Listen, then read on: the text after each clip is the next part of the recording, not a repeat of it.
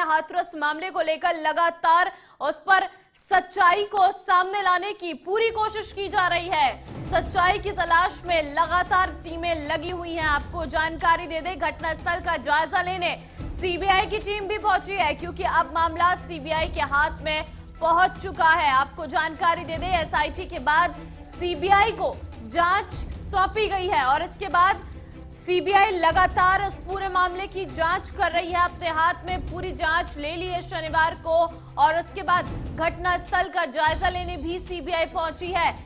तस्वीरें हम आपको लगातार दिखा रहे हैं और जिस तरीके से हाथरस मामले में सच्चाई की तलाश लगातार की जा रही है।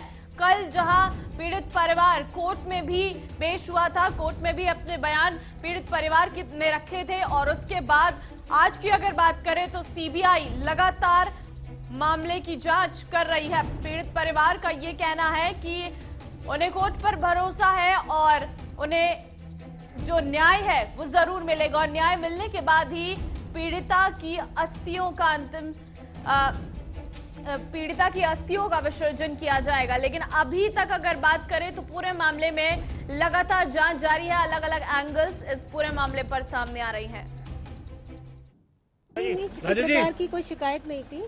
जाते समय ही हमने सभी गाड़ियों में बिस्किट, चिप्स, पानी वगैरह सब रखवा दिया था और यहाँ से जब गए थे तो उत्तराखंड भवन में उनको लंच भी करवाया गया था। उसी के बाद गए थे तो पूरी उनकी उसका पूरा ध्यान रखा गया था, कंफर्ट का, परिवार की सुरक्षा का और उनके कंफर्ट का पूरा ध्यान रखा गया। बताइए, कोई दिक्कत तो नहीं हुई परिवार को? कोई शिकायत तो नहीं मिली? हमें देखा नहीं, किसी प्रकार की कोई शिकायत नहीं हुई। सुबह इसीलिए पानी, बिस्किट, चिप्स सभी रखवा दिया गया था और वहाँ पर भी उनके खाने का और उनके कंफर्ट का पूरा ध्यान रखा गया। वहाँ कोई डॉक्टरी टेस्ट भी किया गया?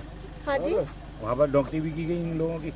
हाँ जी। अदालत में उपस्थित होने से पहले कोई कोविड टेस्ट वगैरह? हाँ, वो जो बेसिक सारी चीजें वो सारे प्रोटोकॉल सब फॉलो हुए। आराम से बताइए। वही है जो कि क्या कहते हैं, हमारी जैसा जो अधिकारी उन्होंने सब, हमने जो हमारी जो बीती हुई कहानी जो सबरी का कहते उन्हें बताई। चूंकि चिता जलाने को लेकर क्या सबसे ज्यादा सवाल थे अदालत में आपसे जो पूछे गए? हाँ, वो सबसे ज्यादा सवाल। क्या अदालत ने पूछा, एक दो चीज बताइए। मतलब वो आपसे मतलब इंग्लिश में बात कर रहे थे, हमें तो उस चीज की जानकारी। आपके सामने किसी अफसर को फटकार भी लगी, चाहे डीएम हो? हाँ, डीएम साहब थे।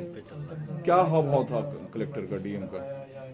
वो हमारी बोल रहे थे कि उन्होंने क्या कहते हैं मंजूरी दे दी थी और ये कर रहे थे वो रहे। अदालत के सामने डीएम ने बोला कि आपने मंजूरी दी थी। हाँ। क्या आपने अदालत को क्या बताया फिर? तो हमने बताया कि वो लोग हमें तो बेटी का मुख भी नहीं देखने दिया इन लोगों ने और बेटी को ऐसे ही जला दिया। तो उन्होंने बताया कि आपको ये अधिकार नहीं है जलाने भी लगाई गई। तो अदालत के सवालों से आप सहज हुए, संतुष्ट हुए या आप असहज हुए? नहीं, हमें संतुष्टि है कि हमें न्याय मिलेगा, क्योंकि हमारी उन्होंने सुनी है और बात को समझी भी है कि ये लोग गरीब आदमी ये कहाँ जाएंगे। कम से कम उसको कितना दुख है कि कागज अपनी बेटी का मुख भी नहीं देखा। लखनऊ गए, क्या सीएम से मिलने का कोई प्रस्ताव था आप लोगों के पास? नहीं, हमारा कोई प्रस्ताव नहीं था, वो नहीं मिले हम। आपके परिवार में किन किन लोगों से अदालत ने सवाल किया? जो आपकी बिटिया थी उनका जो अंतिम संस्कार किया गया उसको लेकर? बहू ने भी बताया, जो संध्या ने और लाला वो क्या कहते संदीप ने, सत्येंद्र ने। हाँ, वही पूछा गया कि मतलब अंतिम संस्कार कैसे पूछे, कैसे हुआ, तुमने पूछा या नहीं पूछा? क्या तसल्ली से थोड़ा मतलब क्या सवाल किया और क्या बताया आप लोगों ने? हम लोगों ने वही बताया कि मतलब पूछे थे कि आपसे पूछा था हॉस्पिटल में आपको डेड बॉडी मिली थी।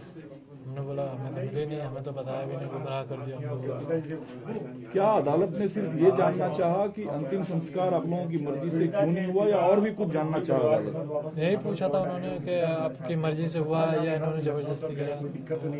हत्या और गैंगरेप के बारे में भी कुछ सवाल पूछा गया? नहीं, वो तो नहीं पूछा उन्होंने। जिला प्रशासन आपके तरफ से किसने जवाब दिया अदालत में? मेरे से भी, पापा से, मम्मी से भी, सबसे पूछा था। कितनी देर तक सुनवाई चली आप लोगों की? चली थी करीब 1 घंटे करीब चली थी। आपके सामने प्रशासन से भी कुछ पूछा गया? हाँ, क्या सवाल? इंग्लिश में पूछ रहे थे आप। चलिए, ग्राफिक्स के जरिए आपको अलग अलग तरीके से बताते हैं क्या केस से जुड़ी अहम बातें रही हैं। 14 सितंबर को हाथरस के बूढ़ीगढ़ गांव में दलित युवती का गैंगरेप हुआ है और उसके बाद 29 सितंबर को दिल्ली के अस्पताल में इलाज के दौरान पीड़िता की मौत हो गई थी। और उसके बाद आपको बताएं यूपी पुलिस और प्रशासन ने उसी रात जल्दबाजी में पीड़िता का अंतिम संस्कार कर दिया। परिवार ने आरोप लगाया कि बेटी का अंतिम संस्कार उनकी मर्जी के खिलाफ हुआ है। राजनीतिक बवाल के बाद राहुल, प्रियंका समेत विपक्ष के कई नेता परिवार से मिलने के लिए पहुंचे। यूपी सरकार ने एसआईटी का गठन किया। शुरुआती जांच में कुछ पुलिस अफसरों पर एक्शन भी लिया गया था। इसके बाद हाथरस कांड के बहाने दंगे की साजिश की बात सामने आई और उसके बाद आपको बता दें तो इलाहाबाद हाई कोर्ट ने मामले का स्वतः संज्ञान लिया और कल सुनवाई हुई थी। इलाहाबाद हाई कोर्ट ने पुलिस और प्रशासन की कार्रवाई पर नाराजगी और आपत्ति जताई है। इलाहाबाद हाई कोर्ट में 2 नवंबर को अगली सुनवाई होने जा रही है। तो ये केस से जुड़ी अहम बातें हैं कि कब से ये केस शुरू हुआ और पीड़ित परिवार की सुरक्षा को लेकर सुप्रीम कोर्ट में 15 अक्टूबर को सुनवाई हुई थी। तो केस से जुड़ी अहम बातें आपको बता रहे हैं। शुरुआत से लेकर अब तक क्या क्या ट्विस्ट इस पूरे मामले पर आ चुके हैं, कौन कौन सी टीमें हैं जो जांच कर रही है। एसआईटी लगातार जांच कर रही थी जिसमें कई खुलासे सामने आए थे। जहां इसमें दंगे भड़काने की साजिश का मामला सामने आया था तो वहीं कुछ फंडिंग की बात भी निकलकर सामने आई थी, जिसके बाद ये एसआईटी की जांच आगे बढ़ती गई और अब सीबीआई ने जिम्मा संभाल लिया है। सीबीआई की टीम कल घटनास्थल का मुआयना करने के लिए पहुंची थी और उसके बाद सीबीआई की टीम ने पूरी तरीके से जांच पड़ताल कर ली है। अब आगे सीबीआई की टीम काम करेगी क्योंकि सीबीआई की टीम का काम करने का तरीका अलग है।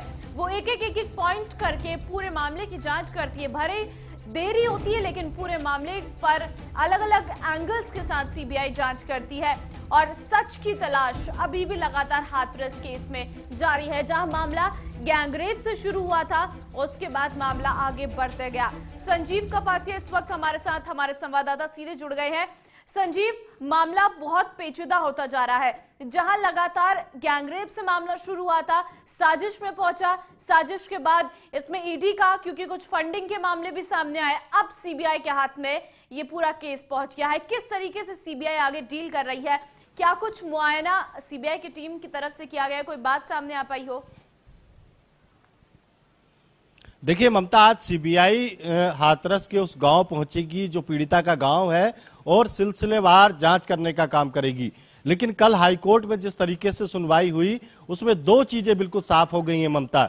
एक तो परिवार की बिना रजामंदी के अंतिम संस्कार रात में किया गया, जो उत्तर प्रदेश के बड़े अधिकारी या यूं कहें उत्तर प्रदेश के मुख्यमंत्री भी हलफनामे में ये बात कह रहे थे कि परिवार की रजामंदी से अंतिम संस्कार किया गया, वो बात बिल्कुल झूठ साबित हुई। दूसरा, ये परिवार जो शुरुआत से पुलिस और प्रशासन पर उपेक्षा का आरोप लगाता रहा है, वो बात फिर कोर्ट में कल साबित हुई और कोर्ट ने इसी बात को लेकर जिलाधिकारी हाथरस, एसपी हाथरस और उत्तर प्रदेश की योगी सरकार को बड़ी फटकार लगाई।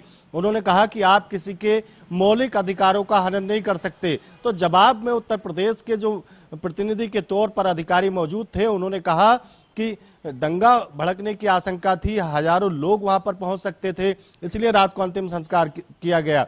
तो कोर्ट ने कड़ा रुख अपनाते हुए कहा ममता कि आपकी बेटी होती या किसी अमीर व्यक्ति की बेटी होती तब भी क्या आप इस तरीके की कार्रवाई करते, क्या तब भी आप इस तरीके के जो अंतिम संस्कार रात में किया गया बिना रजामंदी के परिवार के, वो उस तरीके का काम करते। तो इस पर जो कोर्ट का रुख है वो साफ तौर पर तल्ख रहा और फटकारने का काम किया गया उत्तर प्रदेश के तमाम आला अफसरों को।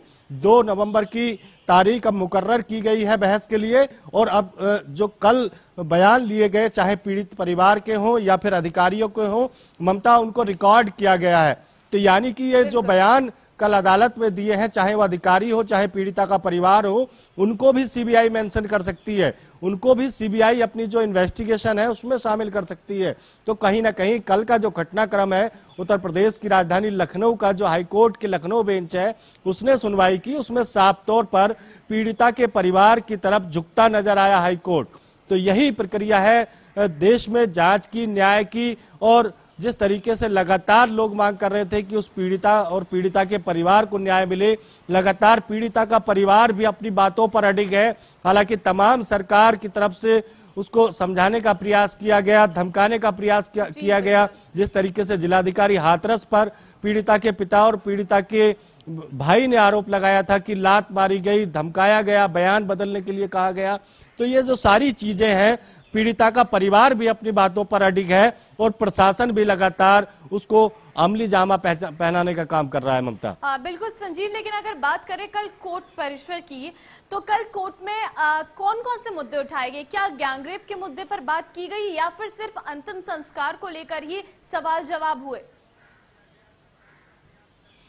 बिल्कुल, देखिए, शुरुआत में ममता पीड़िता के परिवार से कोर्ट ने बात की और पीड़िता के परिवार ने शुरुआत से चीजों को बताया। उन्होंने कहा कि जिस तरीके से घटना हुई तब उन्होंने उनका भाई यानी पीड़िता का भाई उनको थाने लेकर पहुंचा, मुकदमा लिखने में देरी की गई। जब पीड़िता को डॉक्टर की जरूरत थी तब उसको हॉस्पिटल नहीं ले जाया गया और उसके बाद जब तमाम विपक्षी दलों के नेता या फिर मीडिया का अटेंशन हाथरस की तरफ हुआ तब उत्तर प्रदेश सरकार और जिला प्रशासन को सुध लेनी पड़ी और उसके बाद तमाम चीजें बदलती गई।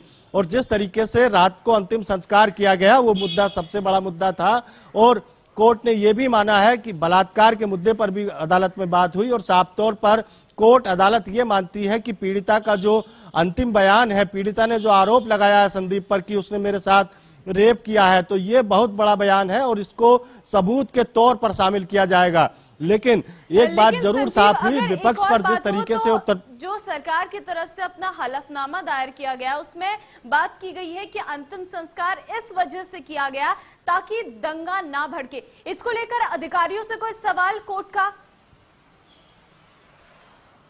बिल्कुल, देखिए, अधिकारियों से जब सवाल किया गया कि रात को आपने उसका अंतिम संस्कार क्यों किया, तो उन्होंने कानून व्यवस्था का हवाला दिया, दंगा भड़कने का आशंका जताई। तो इस पर कोर्ट ने कड़ा रुख अख्तियार किया और उन्होंने कहा कि आप किसी के मौलिक अधिकारों का हनन नहीं कर सकते। आप किसी के जो मौलिक अधिकार हैं, जो रीति रिवाज के साथ, हिंदू रीत के साथ अंतिम संस्कार होना चाहिए, परिवार को उसका अंतिम संस्कार करने का हक है, आप उनसे वंचित नहीं कर सकते। और तल्ख रुख अपनाते हुए कोर्ट ने यहां तक टिप्पणी की, यदि आपकी बेटी होती, अमीरों की बेटी होती, तब भी इस तरीके का काम किया जाता, तब भी इस तरीके की कार्रवाई की जाती। तो कहीं ना कहीं कोर्ट ने हाथरस मामले को लेकर कड़ा रुख अख्तियार किया है। 2 तारीख तक का समय मांगा था उत्तर प्रदेश की सरकार की ओर से गए हुए अधिकारियों ने, तो 2 तारीख तक का समय हाईकोर्ट ने दिया है। अब देखते हैं कि उत्तर प्रदेश की सरकार इस जांच प्रक्रिया को कैसे आगे बढ़ाती है और हाईकोर्ट के सामने किन दलीलों के साथ पेश होती है। लेकिन 2 चीजें साफ हो गई हैं। जिस तरीके से ममता उत्तर प्रदेश के मुख्यमंत्री योगी आदित्यनाथ विपक्ष पर जातीय दंगा भड़काने के बड़े आरोप लगा रहे थे, उसको कहीं ना कहीं कमजोरी मिली है और विपक्ष कल से हाईकोर्ट के रुख के बाद सरकार पर हमलावर है। उनका साफ तौर पर कहना है कि पीड़िता का जो परिवार शुरुआत से बातें कर रहा है वो सच है और उत्तर प्रदेश की सरकार, उत्तर प्रदेश का प्रशासन, पुलिस संवेदनहीनता लगातार बरत रहे हैं। कितना झूठ है ये कुछ समय में इस पूरे मामले पर सामने आ जाएगा, क्योंकि अब बड़ी बड़ी जांच एजेंसियां भी इस पूरे मामले की जांच कर रही है और कोर्ट तो अपना रुख साफ कर